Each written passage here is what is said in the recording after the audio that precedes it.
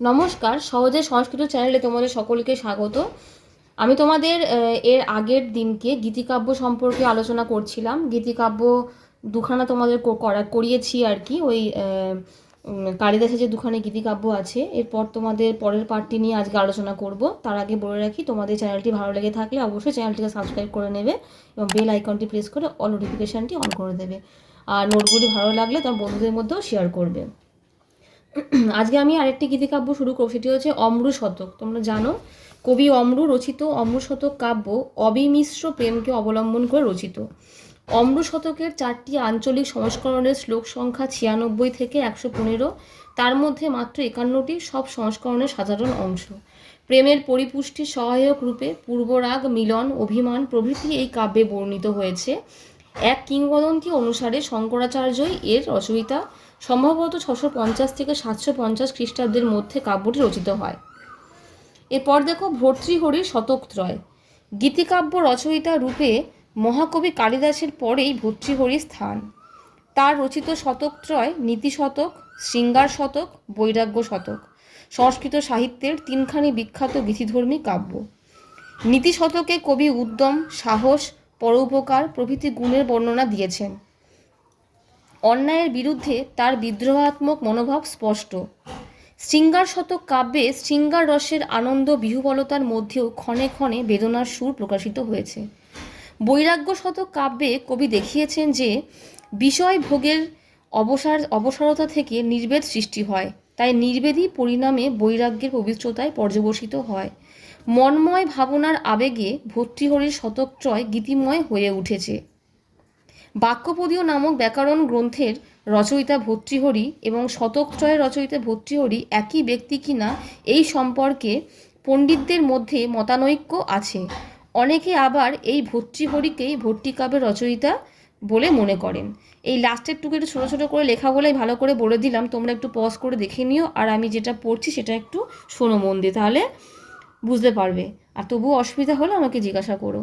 তাহলে আমি ভর্তৃহরি শতকত্রয় করলাম, অম্র শতক করলাম। এগুলো কিন্তু ইন্ডিভিজুয়ালও আসতে পারে, আবার গীতিকাব্য হিসেবেও আসতে পারে। হয়তো এরকমও বলতে পারে যে কোনো দুটি সংস্কৃত গীতিকাব্য সম্পর্কে আলোচনা করো, সেখানে তোমরা কালিদাসের থেকেও একটা নিতে পারো, এখান থেকেও একটা নিতে পারো, যেটা খুশি। এছাড়া আরও অনেক গীতিকাব্য আছে কয়েকটি, সেগুলো আমি করাবো, পরে পরে দেখতে থাকো।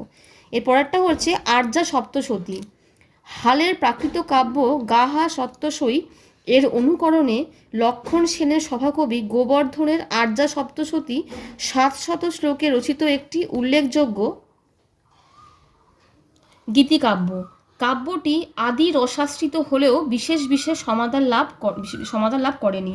এখান থেকে তোমরা এই যে শর্ট কোশ্চেন পেতে পারো যে ভর্তৃহরির কাব্যগুলির নাম লেখো, বা নীতি শতক কার লেখা, শৃঙ্গার শতক কার লেখা, বা এই 3টি শতকত্রয়ের 3টি গ্রন্থের কোন কোন গ্রন্থের কী বিষয়বস্তু, তারপরে আর্যা সপ্তশতী কার লেখা বা কতগুলি শ্লোকে রচিত, এরকম টাইপের। অম্র শতক কাব্যটি কার লেখা, কতগুলি বা তার কাব্য রচিত হয় কোন সময়, এই ধরনের কিছু শর্ট কোশ্চেন আসতে পারে।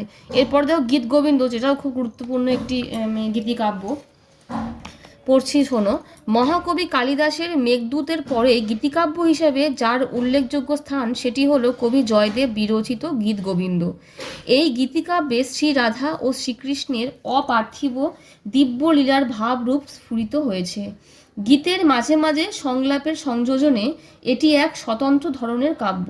অবশ্য গীতি এখানে মুখ্য। কাব্যটি দ্বাদশ স্বর্গে বিভক্ত। এতে 80টি শ্লোক এবং 24টি গীতের সমাবেশ আছে। বৈষ্ণব পদাবলী এবং মঙ্গল কাব্যধারার উৎস হচ্ছে এই গীত গোবিন্দ। সঙ্গীতে, নৃত্যনাট্যে, এমনকি ভাস্কর্যে ও চিত্রশিল্পেও গীত গোবিন্দ এর অবাধ পদসঞ্চার অনায়াস লক্ষ্য। বহু প্রাচ্য পণ্ডিত গীত গোবিন্দ এর উচ্ছ্বসিত প্রশংসা করেছেন। অধ্যাপক কিথের মতে, একটি বড় কোটেশন আছে ইংলিশে, আমি পড়ছি, তোমরা শুনে শুনে লেখো, আর বুঝতে না পারলে পজ করে করে একবার দেখে নাও স্পেলিংগুলো। Joy Deva's work is masterpiece and it surpasses in its completeness of effect any other India poem.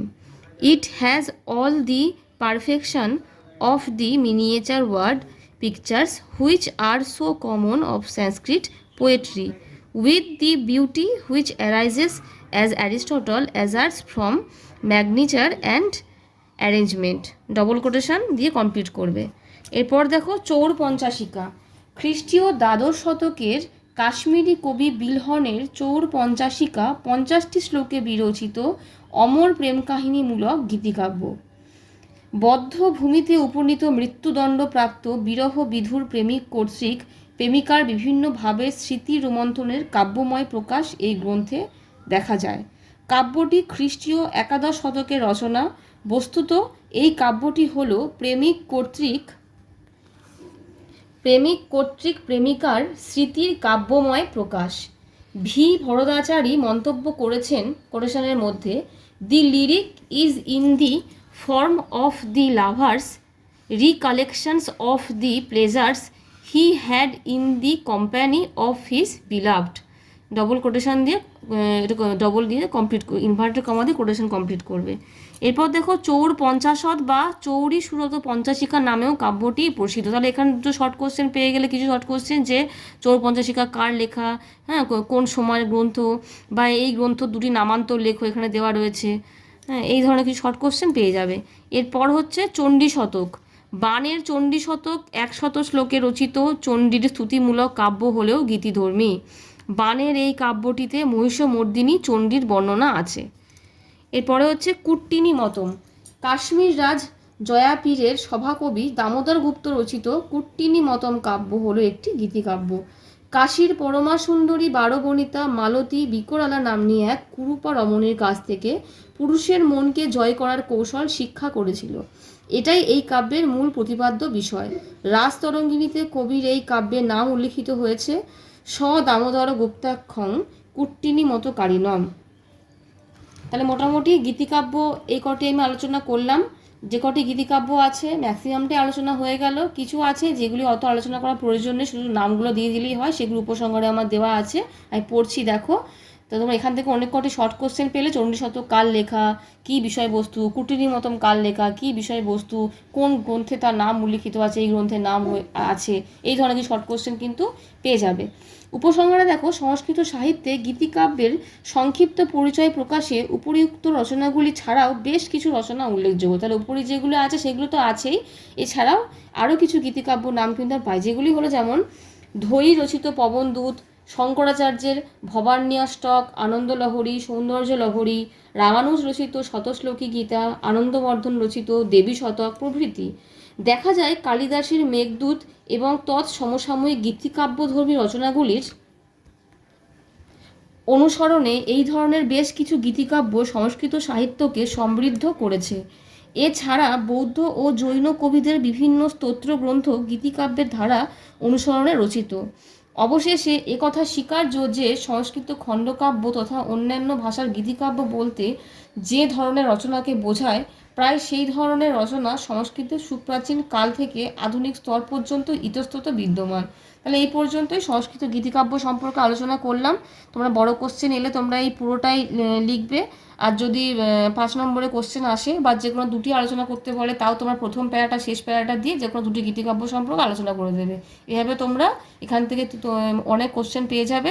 আজকে এই পর্যন্তই থাক। এরপরে তোমাদের আরও কাছে গদ্য কাব্য, ঐতিহাসিক কাব্য, গল্প সাহিত্য, বেদাঙ্গ, এরকম প্রচুর নোট আছে তোমাদের সিলেবাসে আছে, সেগুলো আস্তে আস্তে আমি করাবো।